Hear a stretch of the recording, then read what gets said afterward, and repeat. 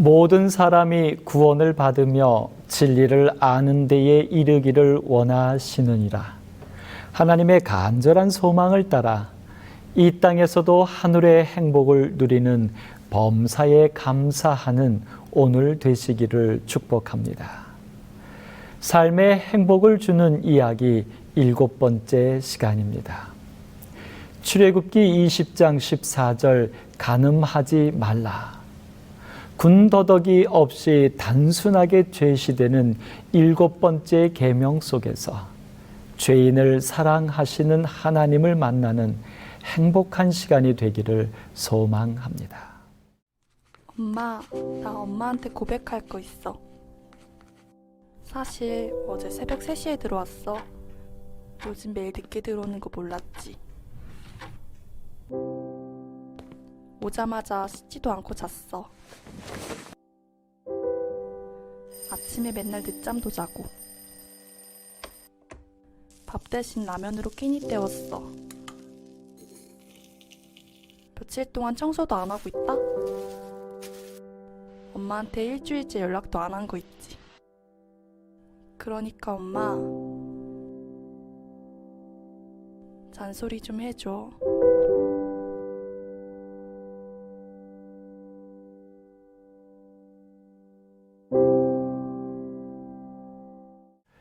애니메이션 그림이 단순하게 진행되면서 잔잔한 멘트로 이야기됩니다. 그러면서 마지막 그러니까 엄마 잔소리 좀 해줘라는 멘트에는 그만 어머니의 영정사진이 클로즈업 됩니다. 우먼센스라는 여성 전문 미디어 영상 공모전에서 최우수상을 수상한 작품입니다. 무엇보다도 엄마의 잔소리가 싫었는데 막상 엄마가 돌아가시고 나니 그 잔소리가 그리운 것입니다. 왜냐하면 엄마의 잔소리는 사랑이기 때문입니다. 격에 어울리지 않게 하나님께서는 간음하지 말라라는 잔소리를 하십니다. 태양을 만들어 비추게 하시고 가늠할 수 없는 무한대의 우주를 창조하시고 주관하시는 하나님께서 인간들의 개인사까지 일일이 간섭을 하십니다. 사실 우리나라도 헌법재판소는 2015년 62년간 지켜온 간통죄를 폐지했습니다. 다수의 헌법재판관들의 요지는 다음과 같았습니다. 첫째, 간통죄 처벌 규정은 헌법상 보장되는 성적 자기결정권 및 사생활의 비밀과 자유를 제한한다는 것입니다. 더불어 성적 자기결정권을 더욱 중요시하는 인식이 확산됨에 따라 국가가 형벌로 간통행위를 다스리는 것이 적정한지에 관해 국민 인식이 일치한다고 보기 어려워졌다고 부연합니다. 둘째는 비도덕적인 행위라고 해도 개인의 사생활에 속하고 사회적 해악이 크지 않으면 국가 권력이 개입해서는 안 된다는 것이 현대 형법의 추세이고 전 세계적으로도 간통죄를 폐지하고 있다는 것입니다. 셋째는 혼인과 가정의 유지는 당사자의 자유로운 의지와 애정에 맡겨야 한다는 것입니다. 국가에서도 개인의 자유를 이렇게나 존중하는데 하물며 창조주이신 하나님께서는 왜 이렇게 너그럽지 못하시게 간음까지 개입하시는 것일까요? 더불어 현대는 이렇게 개인의 사생활을 존중하고 보장하는데 하물며 만물의 영장으로 자유의지까지 주시고서는 왜 이렇게까지 제약을 하시는 것일까요? 간음은 국어사전에서 부정한 성관계를 함, 주로 배우자 이외의 사람과의 성관계 따위를 이른다라고 정의합니다. 그런데 한자로는 간음할 간자에 음란할 음자를 씁니다. 여기서 음란이란 음탕하고 난잡한이란 뜻으로 사랑이 없는 그저 육체적 쾌락의 추구를 말합니다. 나아가 라이프 성경 사전에서는 모든 비정상적인 성적 문란 행위를 일컫는다라고 설명합니다. 바로 이것입니다. 간음을 하는 이유는 이렇게 오직 육체적 쾌락만을 추구하는 것입니다. 간음을 영적으로는 하나님 한 분만을 섬기지 못하는 신앙의 부정이나 우상 숭배 등을 상징한다고 서술합니다. 그렇습니다. 사실 사람이 간음하게 되는 것은 결국 하나님을 섬기지 않을 때, 그래서 우상 숭배에 빠질 때 일어나는 불행인 것입니다. 용서받지 못할 죄는 없습니다. 그러나 성령을 거역하면 이 세상과 오는 세상에서도 사하심을 얻지 못합니다. 간음은 이렇게 성령을 거역할 때 나오는 행동이기 때문에 간음하지 말라라고 하나님은 돌비에까지 새겨 주신 것입니다. 살아서 구원받는 남은 자손에 대하여 계시록 14장 5절에는 그 입에 거짓말이 없고 흠이 없는 자라고 말합니다. 그런데 그들이 이렇게 된 분명한 이유가 있습니다. 이 사람들은 여자로 더불어 더럽히지 아니하고 정절이 있는 자로서 어린 양이 어디로 인도하든지 따라가는 자들인 것입니다. 바로 간음하지 않는 사람들입니다. 그러므로 그들은 사람 가운데서 구속을 받아 처음 익은 열매로 하나님과 어린 양에게 속한 자들이라고 말합니다. 여자로 더불어 더럽히지 아니하고 오직 하나님과 어린 양에게 속한 자입니다. 그러므로 간음하지 말라고 말씀하신 대로 오직 창조하신 하나님과 구원하신 예수님만 사랑하는 자들입니다. 영적으로도 간음하지 않는 자들이라면 당연히 육체적 쾌락이나 사사로운 감정에 끌려 간음하지 않을 것입니다.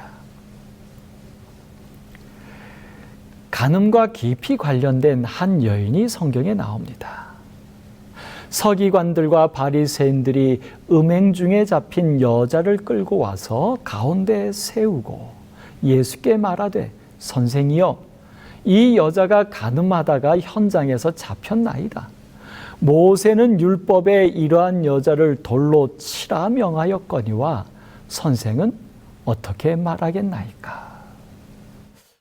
비록 예수님을 흠잡으려는 바리새인들의 음모에 빠져 억울하게 되었지만 간음에 빠진 여자인 것은 사실입니다. 모세는 신명기에서 분명히 간음에 관해서는 돌로 쳐 죽이라고 합니다. 그러나 그 조건, 간음 곧 결혼 관계를 벗어난 행위에 대해서입니다. 예수님께서는 간음하다 잡힌 여인에게 나도 너를 정죄하지 아니하노니 가서 다시는 죄를 범하지 말라고 하셨습니다. 용서하셨습니다. 그러나 가서 다시는 죄를 범하지 말라는 당부를 포함합니다.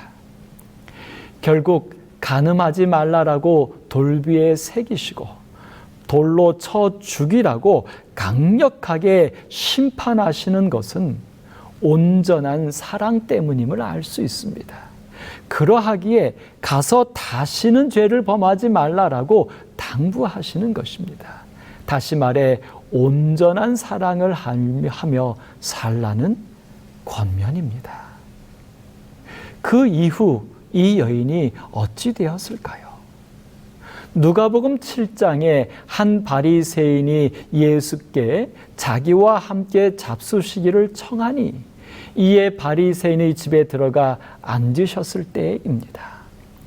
그 동네에 죄를 지은 한 여자가 있어 예수께서 바리새인의 집에 앉아 계심을 알고 향유 담은 옥합을 가지고 와서 예수의 뒤로 그 발 곁에 서서 울며 눈물로 그 발을 적시고 자기 머리털로 닦고 그 발에 입 맞추고 향유를 부어 주었습니다.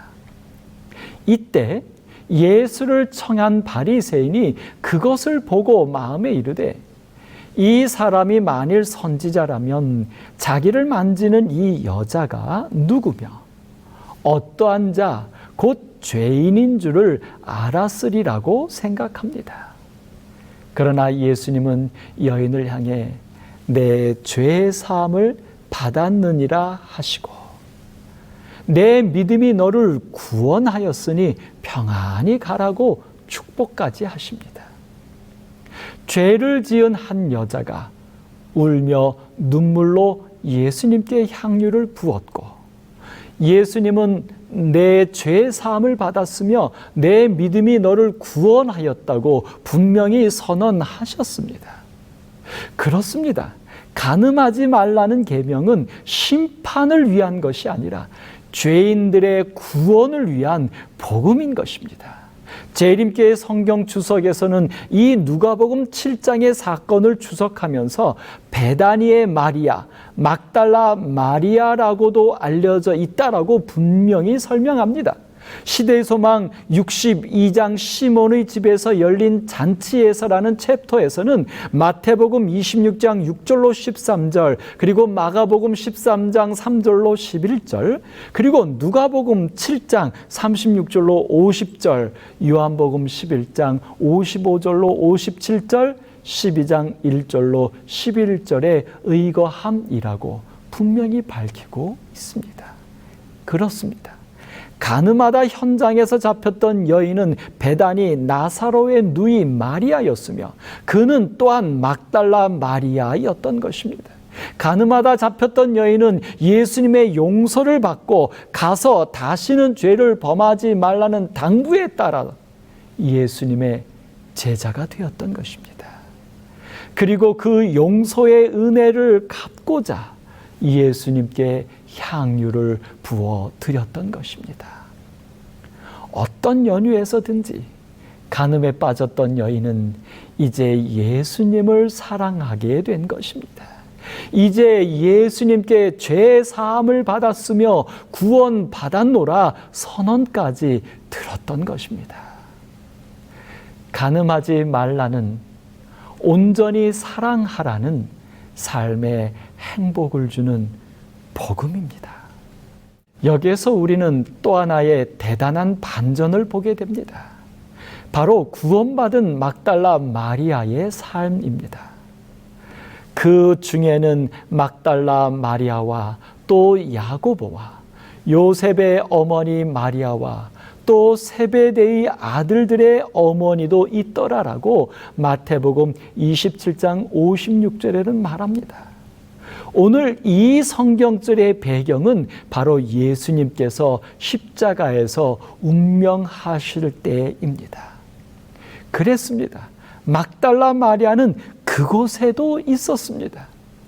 요한만을 빼고 모든 제자들이 도망을 가 다락방에 숨어 있을 때 오병이어의 기적에 동참하며 산상수훈을 듣고 감동했던 그 수많은 모든 이들, 나귀를 타신 예수님을 호산나 다윗의 왕이라고 환영하며 찬양했던 예루살렘 성에 있었던 그 모든 이들, 십자가를 구경하러 모인 무리도 그 된 일을 보고 다 가슴을 치며 돌아갔을 때 막달라 마리아는 여전히 그곳에 있었습니다.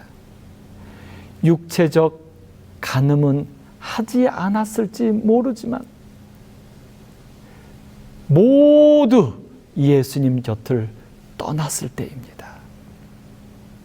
그러나 육체적 간음했던 여인 마리아이지만 그는 예수님을 만나 정죄받지 않았고 오히려 예수님의 제안을 따라 죄를 짓지 않고 예수님께 향유를 부어 용서와 구원을 받았던 것입니다.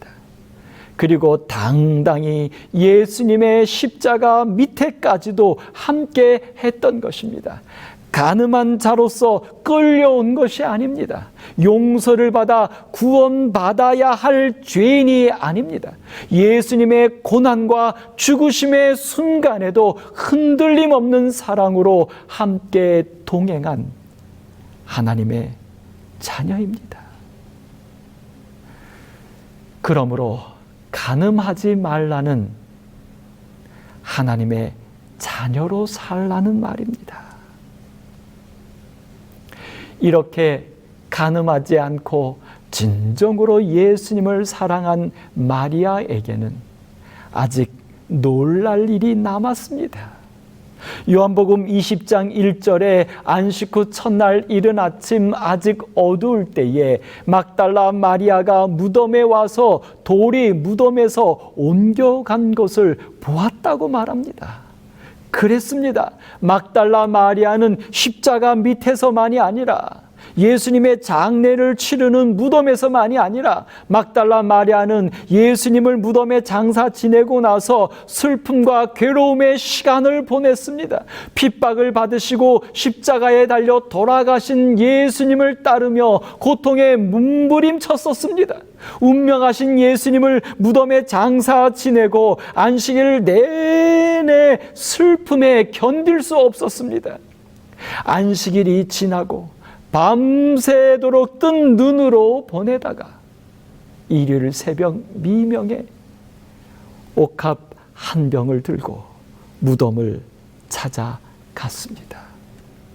그런데 이게 어찌된 일입니까?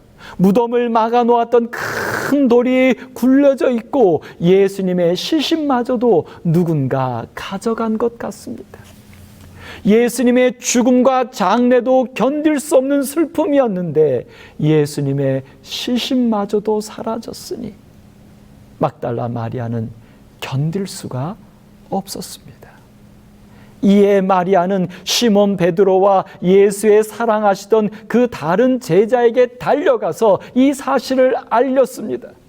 숨어있던 다락방의 문을 두드리는 소리에 가슴이 철렁 내려앉았지만 숨을 죽이고 가만히 들어보니 막달라 마리아였습니다. 조심스럽게 문을 열어주자 막달라 마리아는 눈물을 흘리며 반사색이 되어 사람들이 주님을 무덤에서 가져다가 어디에 두었는지 우리가 알지 못하겠다고 말했던 것입니다. 순간 베드로가 달리기 시작합니다.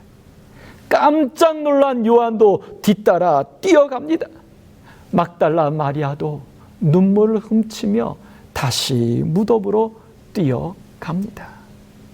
젊은 제자 요한은 제일 먼저 무덤에 도착하였지만 무덤 안으로 들어가기를 망설입니다.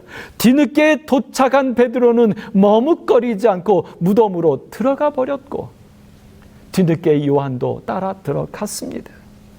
그들의 눈에는 세마포가 놓였고 또 머리를 쌌던 수건은 세마포와 함께 놓이지 않고 딴 곳에 쌌던 대로 놓여 있는 모습만 보이고 정말 예수의 시신은 흔적조차 없습니다.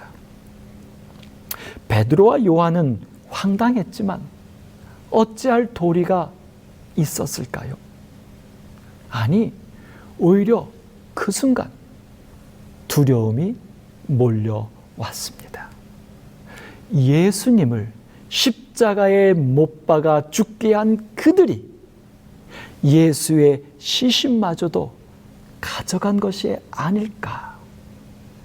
그렇다면 이제 나도 우리도 안전할 수 없겠다. 그들은 얼른 무덤을 빠져나와 막달라 마리아를 놓아둔 채 집으로 가버립니다. 예수님을 사랑은 하지만 아직도 죽음의 공포로부터 자유롭지 못한 간음하는 제자들의 불쌍한 모습입니다. 베드로와 요한은 돌아가 버렸지만 막달라 마리아는 그럴 수 없었습니다. 그녀는 이대로 무덤을 떠날 수는 없었습니다. 이미 마리아는 간음하다 죽음에 던져졌던 자였고 다시는 죄를 범치 말라는 말씀에 따라 오로지 예수님을 사랑하여 모든 것을 향유로 쏘아 부었습니다. 다만 그녀가 할 수 있는 것은 무덤 입구에 앉아 우는 것밖에 없었지만 이대로 가버리는 간음을 할 수는 없었습니다. 비록 여자로서의 두려움에 무덤에 들어가 볼 용기는 없었지만 그러나 무덤을 떠날 수는 없었습니다. 예수님을 버릴 수는 없었습니다. 이렇게 연약함과 한계에도 불구하고 막달라 마리아는 다시는 간음하지 않고 있습니다. 이후에 일어난 아름다운 장면을 우리는 압니다. 천사를 봅니다. 마리아는 무덤 밖에 서서 울고 있더니 울면서 굽으려 무덤 속을 들여다보니 흰옷 입은 두 천사가 예수의 시체 뉘었던 곳에 하나는 머리편에 하나는 발편에 앉았더라. 아멘입니다. 또한 마리아는 부활의 소식을 듣습니다. 너희는 무서워하지 말라. 십자가에 못 박히신 예수를 너희가 찾는 줄을 내가 아노라. 그가 여기 계시지 않고 그가 말씀하신 대로 살아나셨느니라. 와서 그가 누우셨던 것을 보라. 네, 막달라 마리아는 예수의 부활의 소식을 듣습니다. 그리고 부활하신 예수님을 봅니다. 예수의 서신 것을 보나 예수신 줄 알지 못하더라. 여기서 끝이 아닙니다. 부활하신 예수를 보면서도 그것이 예수인지를 모르는 마리아를 향하여 마리아야 하시거늘 마리아가 돌이켜 히브리 말로 라보니오 하니 이는 선생님이라. 아멘입니다. 이것이 바로 간음하지 말라라고 말씀하셨던 그 하나님의 삶에 행복을 주는 복음입니다. 마리아는 부활하신 예수님, 이제 살아계신 하나님과 대면하여 아무렇지 않게 대화할 수 있는 것입니다. 더불어 막달라 마리아는 이제 하나님의 메신저가 됩니다. 너는 내 형제들에게 가서 이르되 내가 내 아버지 곧 너희 아버지 내 하나님 곧 너희 하나님께로 올라간다 하라. 오직 예수님에 대한 변치 않는 마음, 곧 간음하지 않는 것이 이렇게 인간이 할 수 없는 한계를 넘어 새 삶을 살게 합니다. 무지를 깨우쳐 부활을 보게 하고 눈이 뜨여 천사와 예수를 보게 되고 귀가 열려 복음을 듣게 됩니다. 오직 예수, 그것이 간음하지 않는 오직 하나님을 사랑하는 그리스도인의 능력이 됩니다. 예수님께서 마리아야라고 불러주실 때 막달라 마리아는 예수님을 알아보았습니다. 부활을 믿지 못하던 막달라 마리아이지만 살아계신 예수를 알게 되었던 것입니다. 그 음성에 막달라 마리아는 자기가 애타게 찾고자 했던 시체 예수가 아니었지만 분명 예수님이신 것을 알 수 있었습니다. 간음하지 않는 예수님을 향한 온전한 사랑은 우리의 무지를 넘어 참 예수를 알게 합니다. 예수님을 온전히 사랑하면 우리의 연약함과 죄를 이기고 하나님의 자녀로 살게 됩니다. 그러므로 간음하지 말라는 계명은 죄인의 행복을 위한 하나님의 사랑의 잔소리입니다. 삶의 행복을 주는 사랑의 이야기입니다. 그런데 중요한 사실이 하나 더 있습니다. 간음하지 말라라고 말씀하시는 하나님이 간음하지 않으신다는 것입니다. 주 여호와의 말씀이니라.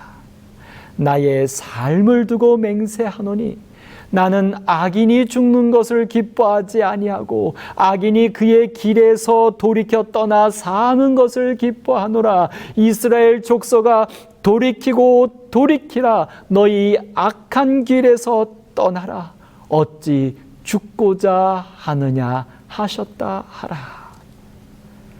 간음하지 않으시는, 오로지 우리를 사랑하시는 하나님의 고백입니다. 비록 우리가 하나님을 떠나 간음하였어도 그런 우리마저도 사랑하기를 멈추지 않으십니다. 간음하지 말라는 말씀은 하나님께서 간음하지 않고 오로지 우리를 사랑하신다는 고백입니다. 여기 참 감동적인 영상이 하나 있습니다. 아들이 집에 온다는 소식을 듣고 음식을 준비한 노모입니다. 그런데 기다려도 오지 않는 아들, 기다리다 그만 시장하셔서 달랑 김치 하나로 허기를 때우시고 계신 어머니입니다. 근데 그때 마침 전화가 옵니다. 아들이었습니다. 그런데 바빠서 못 오겠다는 이야기입니다. 어머니는 당연히 실망하실 만한데 오히려 엄마는 아들을 걱정하며 이해해 줍니다. 아니, 뿐만 아니라 아들이 미안해할까 봐 준비한 것도 아무것도 없다고 말합니다. 그런데 어머니가 지금 시장을 때우시는 그 빈약한 밥상 앞으로 아들을 위해 마련된 진수성찬이 보입니다. 어머니의 사랑은 그의 자녀를 떠날 수가 없습니다. 창조주의 사랑은 그의 피조물들을 버릴 수가 없습니다. 간음하지 말라는 잔소리는 아무나 할 수 없는 특별한 사랑입니다. 오직 간음하지 않으시는 하나님만이 하실 수 있는 고백입니다. 이 사람들은 여자로 더불어 더럽히지 아니하고 정절이 있는 자라. 어린 양이 어디로 인도하든지 따라가는 자며 사람 가운데서 구속을 받아 처음 익은 열매로 하나님과 어린 양에게 속한 자들로서 이제 이 땅에서도 간음하지 말고 온전한 사랑으로 오직 우리를 한결같이 사랑하시는 하나님과 더불어 구원받은 하나님의 자녀로서 행복하게 살기를 소망해 봅니다. 삶에 행복을 주는 이야기였습니다.